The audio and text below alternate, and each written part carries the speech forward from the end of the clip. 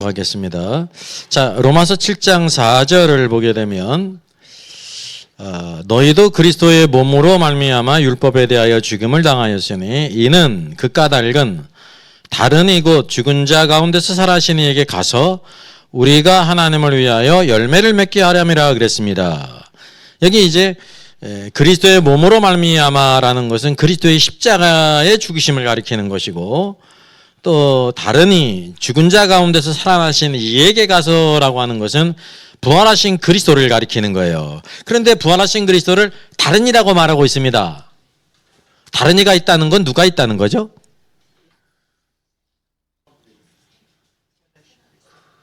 아니, 다른이가 있다는 거는 다른이 외에 첫 번째 어떤 이가 있었다는 걸 말하는 거예요.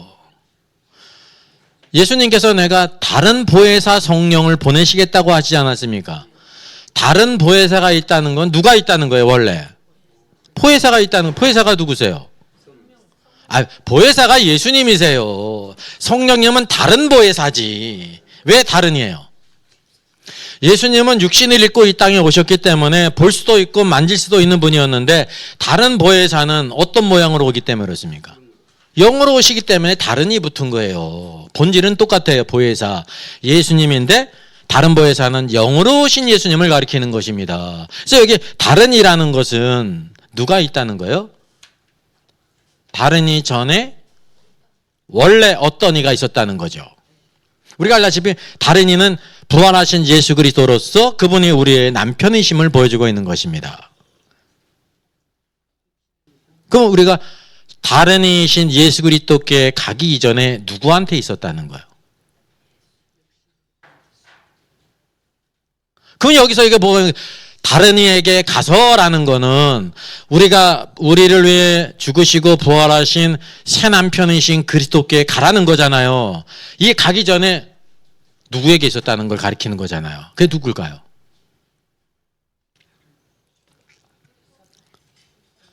다른 이에게 가서는 우리의 머리이신 그리스도, 남편이신 그리스도께 가라는 거예요.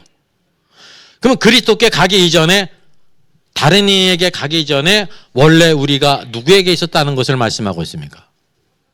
옛 남편. 옛 남편을 여기에 언급하고 있는 것입니다. 그래서 성경의 전체적인 모든 것들을 쭉 이렇게 논증을 한 거예요. 우리 신앙생활의 싸움은 바로 뭐냐면 예수 그리스도를 나의 남편으로 내가 그의 아내 위치에 있는 것인지, 아니면 우리가 구원받기 이전에 우리의 옛 남편을 끝까지 죄의 정욕을 따라 섬길 것인지, 이게 바로 성화의 가장 중요한 문제입니다. 물론 세상에 대적이 있죠.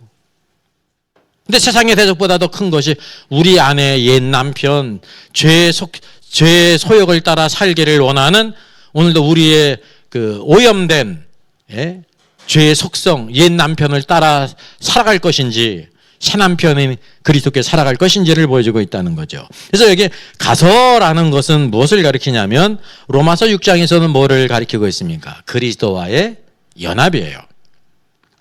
그리스도의 연합.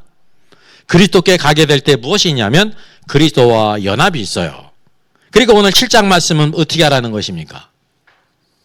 다른 이가 누구라는 걸 말해요. 7장 1절로 6절 말씀에 누구에 대해서 말씀하고 있습니까? 두 남편에 대해서. 두 남편이 누구라는 거예요? 첫 번째 남편은 옛사람이고 두 번째 남편은 누구라는 거예요? 그리스도라는 것을 가리키고 있습니다. 그러니까 다른 이가 누구예요? 옛사람이라니까요. 다른 이가 예수 그리스도이기 때문에 다른 이로 가기 이전에 우리가 원래 남편으로 섬겼던 자가 옛사람이라는 걸 말하고 있습니다. 이거를 다른 말로 하면 그리스도와 결혼하라라는 거예요. 그리스도와의 연합은 다른 말로 하면 그리스도와 결혼하는 것입니다. 이 연합을, 첫 번째 연합을 뭘 통해 보여주고 있습니까? 왜 하나님께서는 아담과 하와를 이렇게 따로따로 만들지 않았을까요? 그죠? 아담과 하와를 따로따로 만든 게 아니잖아요. 아담을 만드셨어요. 그게 완전한 한 사람입니다. 아담이 반쪽이 아니에요. 이렇게 잘못 생각하는 것은 뭐냐면 아담은 반쪽이고 여자 하와도 반쪽이기 때문에 같이 합쳐놔가지고 하나가 됐다고 말하는데 전혀 성경적이지 않습니다. 원래 아담이 온전한 한 사람이었다니까요. 그리고 하나님께서 모든 피조물들을 다 아담에게 이끌어 오셨어요. 아담이 그들을 다스리는 권세를 주셨기 때문에 뭐를 해야 돼요? 네이밍을 한다니까 이름을 명명하는 것이 중요한 권세입니다. 그래서 모든 짐승들마다 다 이름을 줬는데 뭐를 깨달았습니까? 모든 짐승들이 다 짝이 있네? 돕는 배필이 있네? 근데 자기 자신은 누가 없어요? 짝이 없다. 돕는 배필이 없다는 걸 깨닫게 하셨단 말이죠. 그러신 후에 여호와 하나님이 어떻게 하셨습니까? 아담을 잠들게 하셔서 그의 갈빗대를 뽑아서 여자를 만들었습니다. 여자. 이 여자 갈빗대를 만들었는데 그들을 다시 하나로 이렇게 만드시 결혼을 시켰잖아요. 그게 바로 뭐예요? 그게 원래 하나였는데 하나로 돌아가는 거예요. 그럼 무슨 유익이 있습니까? 원래 하나였다가 하나로 돌아가는데 무슨 유익이 있어? 차이가 뭐예요? 여자를 만드심으로 인하여 비로소 뭐 할 수 있었습니까? 생육하고 번성할 수 있는 거예요. 아담이 잠들지 않고 아담의 갈빗대로 여자를 만들지 않으면 하나님께서 아담을 축복하실 때 생육하고 번성하라 그랬는데 생육하고 번성할 수가 없습니다. 그러니까 하나님의 경륜을 이루기 위해서 남자와 여자가 필요한데 원래 하나였다는 거예요. 원래. 예. 그래서 그것을 통해서 성경적으로 뭘 보여주고 있는 거예요? 로마서 말씀 보니까 아담은 오실자의 표상이라. 표상이 타입이라는 거예요. 예표. 그 아담을 통해서 뭘 계시해 주고 있는 거예요? 오실자 예수 그리스도. 우리가 성경을 보면 창세기를 보면서 그런 거 생각이나 할 수 있습니까? 그냥 하나님이 사람을 만드셨구만 이것만 아는 거지. 근데 신약이 있음으로 해가지고 이 아담을 통해서 우리에게 누가 필요하고 누가 오실 것을 계시한 거예요. 두 번째 아담이신 예수 그리스도가 이 땅에 오셔서 우리를 구속해야만이 그걸 우리에게 보여주고 있단 말이죠. 아담은 모실자의 표상입니다. 그럼 아담의 돕는 배필은 무엇의 표상입니까? 여자는 교회의 표라니까요. 오늘도 두 번째 하나이신 그리스도께 누가 있어야 되는 거예요? 돕는 배필인 신부인 교회가 필요한 것입니다. 그래서 에베소서 5장 말씀은 아내들아 그리고 남편들아 말씀하고 있으면서 내가 비밀을 얘기하는데 누구에 대해서 말한다고 말하고 있습니까? 그리스도와 교회에 대하여 말하노라. 성경은 단지 부부간에 어떻게 살아야 될 것인가만으로 끝나는 게 아닙니다. 그것도 중요한 부분이죠. 근데 더 중요한 비밀이 뭐예요? 남편과 아내의 관계를 통해서 그리스도와 교회가 오늘도 그리스도가 남편이시고 교회가 그의 아내가 됐다고 하는 사실을 그것을 통해서 보여주고 있는 거예요. 이게 비밀이라니까요. 오늘도 로마서 7장 말씀은 6장 그리스도와의 연합을 통해서 정화의 한 부분을 보여주고 있고 두 번째 후반 부분이 뭐냐면 오늘 이제 로마서 7장 부분 오늘도 우리에게 두 남편이 있다는 걸 보여주고 있지 않습니까? 그게 비유잖아요. 근데 우리가 타락한 우리 사람들에게 누구를 남편으로 섬겼다는 거예요? 율법 남편 아니죠? 또 많은 경우에 이 남편을 뭐라고 얘기합니까? 사탄이라고 말하는 경우는 없죠. 그 사탄이라고 말하는 경우는 없잖아요. 율법이라고 말하든지 또 누구라고 얘기해요? 우리의 원래 옛사람의 남편이 우리의 남편이 육신의 소욕을 따라 사니까. 근데 성경은 뭐라고 말하고 있습니까? 옛사람이다. 그런 거. 옛사람이 우리의 육체의 정욕을 따라 살기를 좋아한다니까요.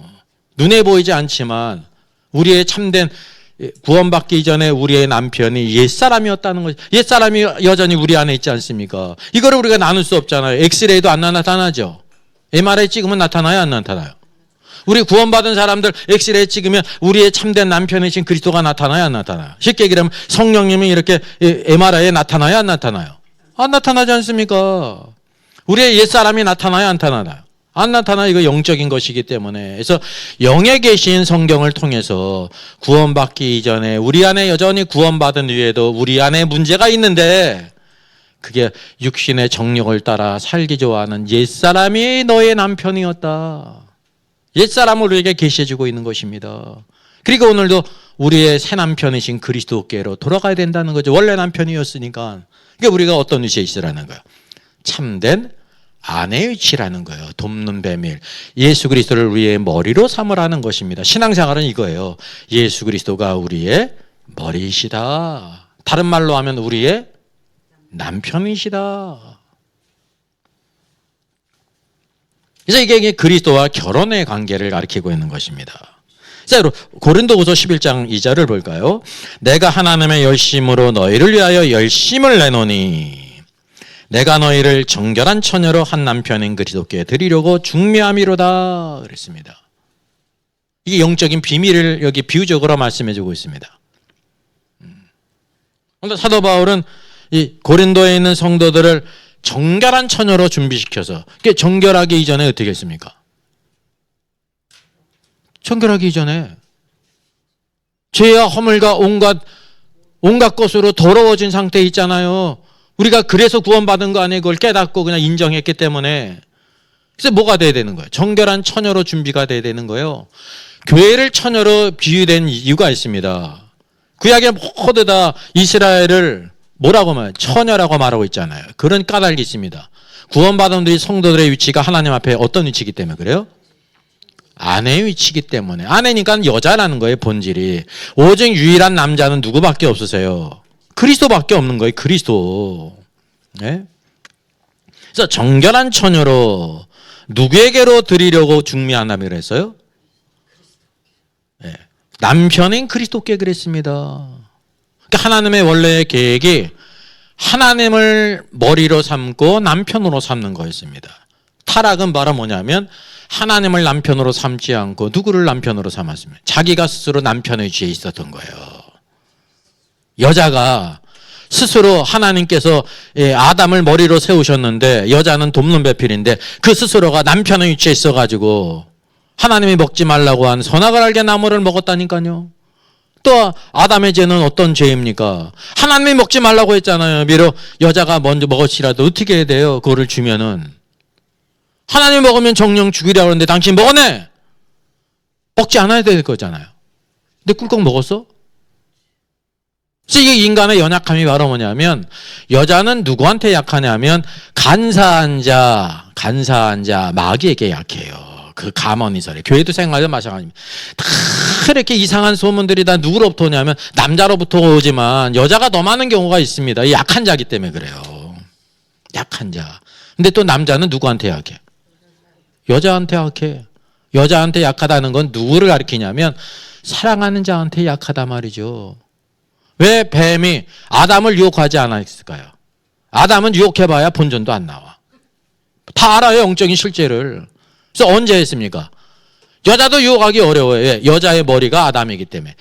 혼자 떨어져 있을 때. 그때 바로 뱀의 유혹에 넘어가서 선악을 알게 나무 열매를 먹었고 그것을 따다가 또 자기 남편에게 줬는데 이 남자 아담은 누구한테 약하냐면 사랑하는 자한테 약하다니까요. 남자의 문제는. 우리가 다 누구한테 약한지 아세요? 사랑하는 자한테 약해요. 내가 사랑하는 자. 그래서 하나님보다도 사랑한다니까 그 말을 들어요. 목사도 마찬가지고 성도들도 마찬가지. 누구한테 약해요? 자기가 사랑하는 자. 하나님 말씀은 그렇게 위하지 않아요. 사랑하는 자가 더 높지. 그 죄가 들어온 것입니다. 그러니까 하나님의 머리 되심을 범한 것이란 말이죠.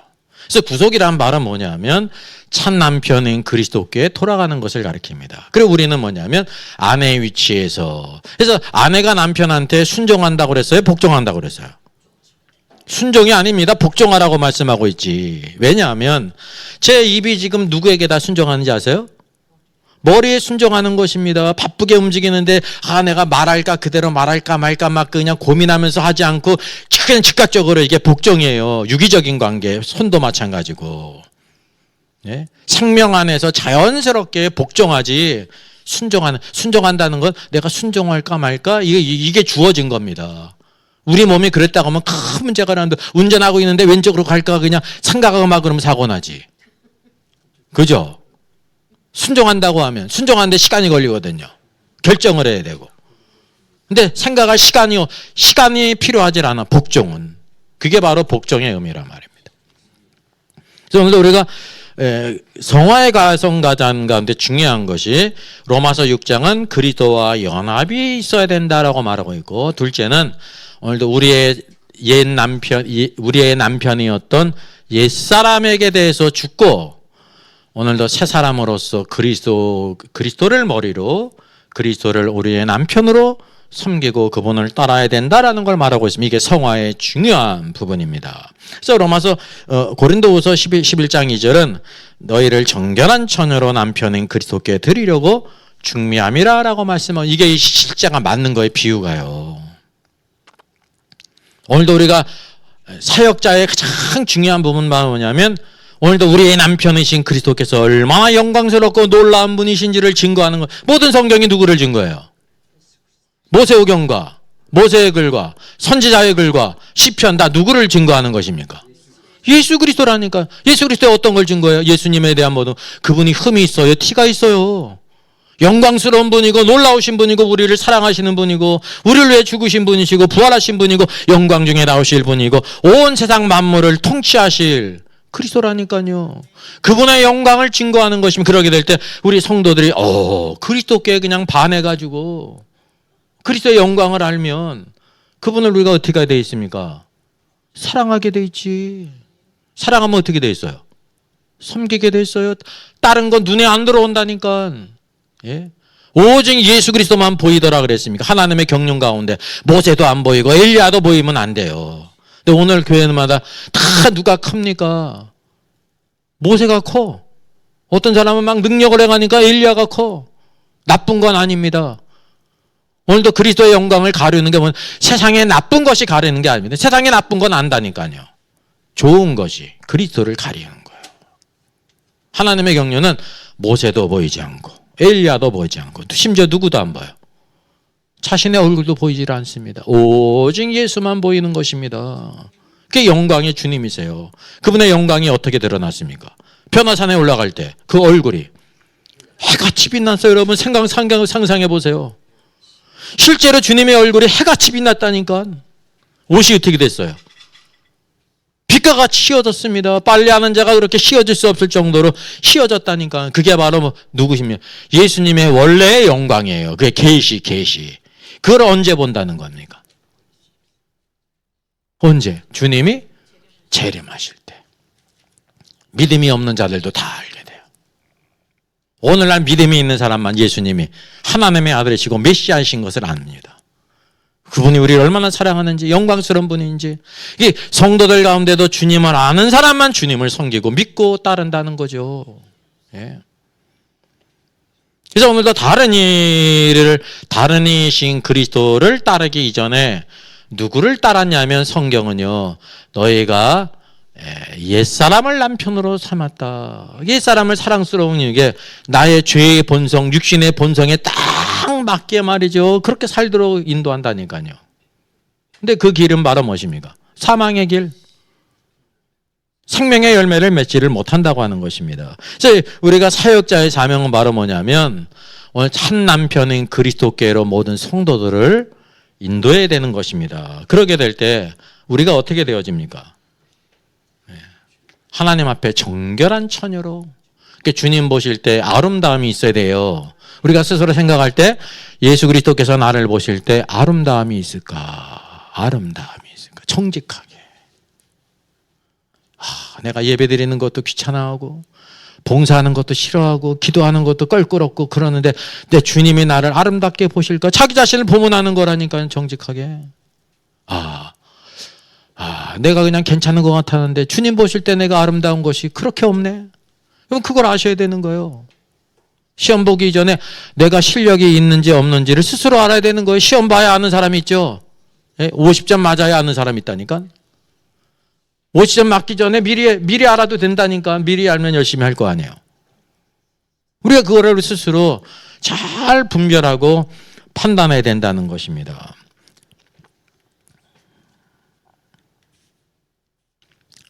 그래서 영적인 대적이 바로 뭐냐면, 뱀이 그 관계로 하와를 미혹한 것 같이. 그래서 하와의 타락에는, 배후에는 누가 있냐면 옛뱀엔 마귀가 있는 것입니다. 마귀. 죄는 마귀로부터 온 거예요. 근데 그걸로 끝나는 게 아니라 같이라고 말하면서 오늘날 우리들에게 너희 마음이 그리스도를 향하는 진실함과 깨끗함에서 떠나 부패할까 두려워하노라. 오늘도 많은 사람들이 그리스도를 향해서 진실함이 없고 깨끗함을 잃어버리고 그리스도를 떠나서 부패하는 이유가 뭐라는 것입니까? 그 배후에는 누가 있다는 거예요? 뱀이 있다는 거예요. 마귀가 있고 그것을 실제적으로 여자가 먹지 않았습니까? 불신앙하고. 우리들이 그런 일을 하는 거죠. 배후에가 누가 있다?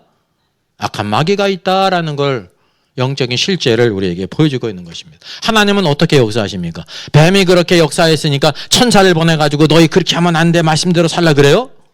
여기 보니까 누구를 통해 역사하세요? 사도 바울.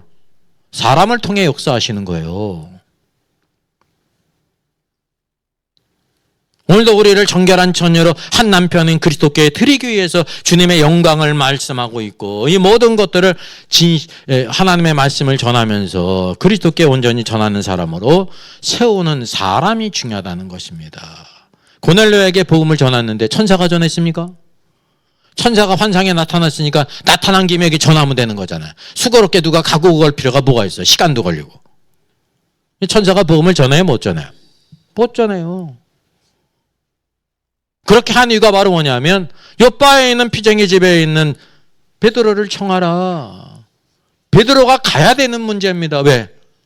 사람을 통해서 복음이 증거돼야 되기 때문에. 그래서 고넬료 가정이 구원을 받아요.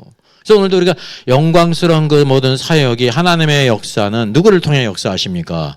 사람을 통해 역사하는 것입니다. 합당한 사람을 통해서. 이사야가 어떤 음성을 들었습니까? 누가 우리를 위하여 갈고. 그 음성을 듣게 될 때 이사야가 어떻게 했습니까? 내가 여기 있나이다. 나를 보내소서. 오늘도 하나님께서 누가 우리를 위하여 갈고. 오늘도 하나님은 사람이 필요한 겁니다. 합당한 사람.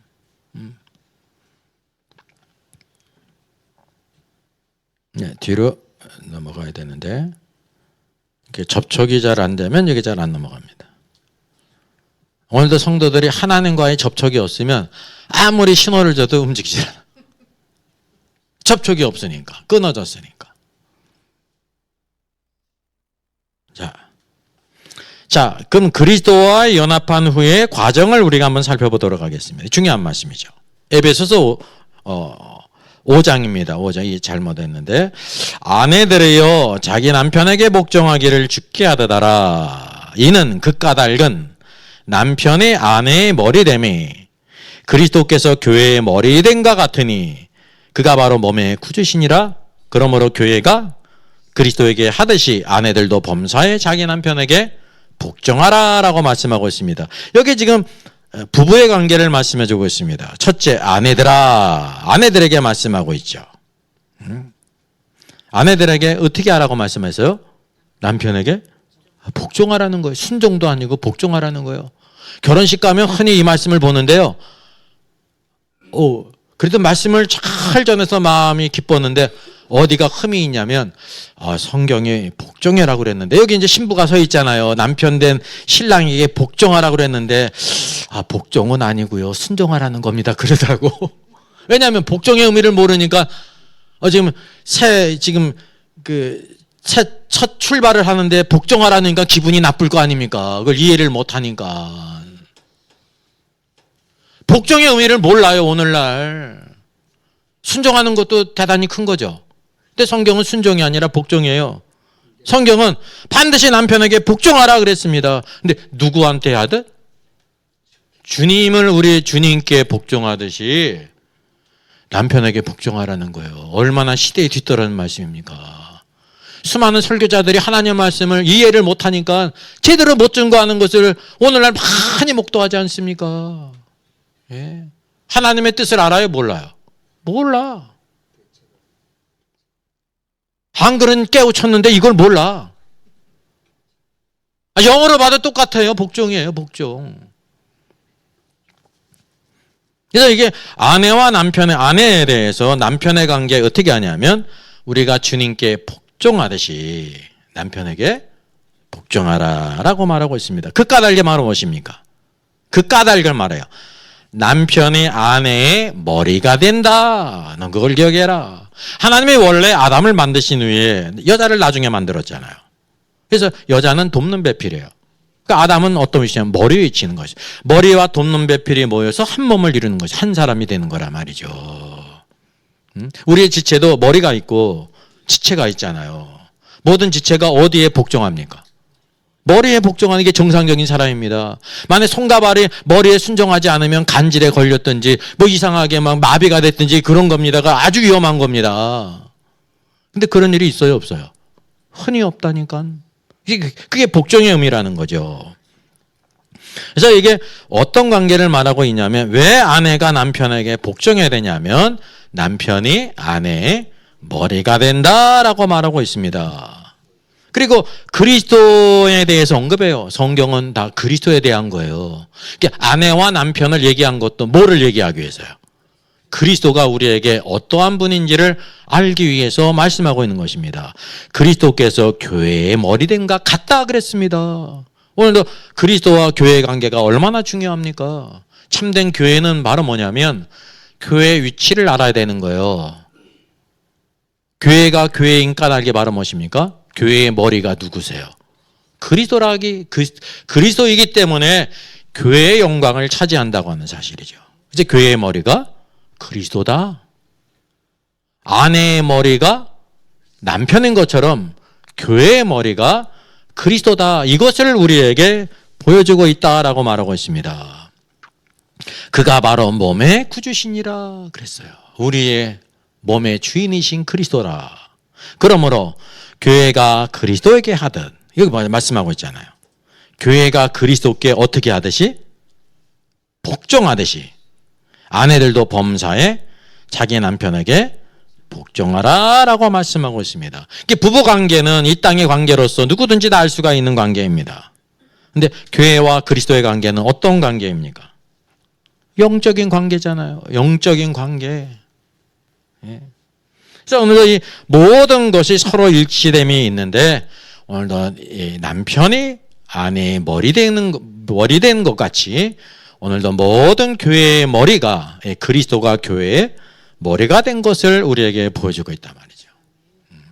근데 이 중요한 것이 그리스도와 교회의 관계를 나타낼 수 있는 게 뭐밖에 없다는 거예요. 남편과 아내의 관계밖에 없다는 거예요. 왜 남편과 아내의 관계밖에 없을까요? 아버지와 아들의 관계는 안 될까요? 뭐가 없기 때문에 안 되는 거예요? 결혼의 관계를 통해서 보여주고 있으니까. 아버지와 아들이 결혼할 수 있어요, 없어요? 없잖아.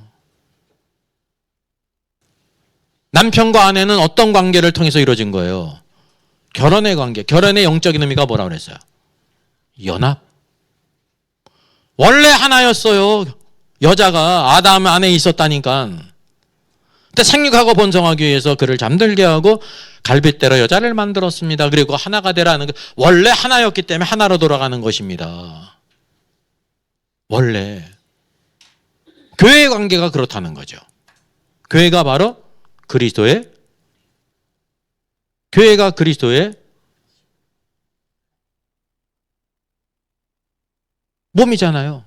그리스도의 몸이 교회잖아요. 그리스도가 교회의 머리가 되시고. 그러니까 하나라는, 머리와 몸은 하나였다는 거예요. 따로따로 있었던 것이 아니라. 이것이 바로 성화의 관계의 중요한 부분이다라는 걸 보여주고 있습니다. 신앙생활은 그래서 오늘도 이 땅에서 아내가 남편에게 복종하듯이 오늘 우리 주의 모든 성도들 교회잖아요. 저희가 교회가 누구한테 복종을 해야 돼요? 그리스도께 복종해야 돼요. 그리스도께. 복종하는 게 쉬운 일이 아닙니다. 죽었다 깨어나도 못한 사람이 있습니다. 나 편하자고 그냥 사는 거 굉장히 좋은데 하나님의 뜻을 전혀 모르는 거죠. 우리 성경을 보면 우리가 알 수 있습니다. 그래서 그리스도가 우리의 머리가 된 것이 우리가 영의 새로운 것으로 섬길 것이니라 라는 말씀과 연관했습니다. 우리가 이제 거듭난 영이 항상 새로워진 영은 그리스도께 순종해요. 그래서 그리스도께서 보실 때 정결하고 아름다움이 있어야 돼요, 여러분.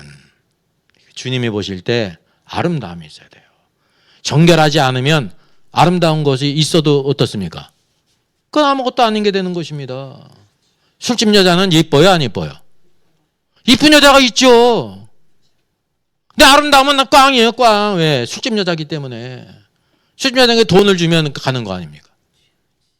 좀 더 중요한 것이 첫째, 정결성입니다. 정결해야 되고, 그리고 이제 아름다움이 있어야죠.